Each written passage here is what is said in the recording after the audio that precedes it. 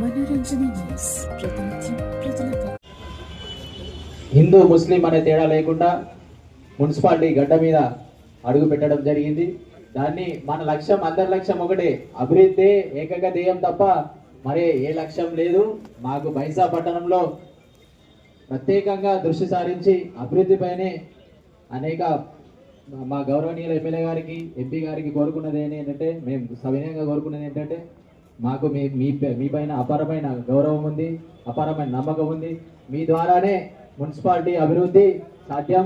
దానిగా మీ మాట తూచా తప్పకుండా పాటించి మీపై మీ ఎనలేని గౌరవాన్ని మేము ప్రజలకు రామారావు పటేల్ గారు పవర్ ఏంటో మేము మున్సిపాలిటీలో పనుల ద్వారా చేసి చూపిస్తాం, మాటలతో కాదు.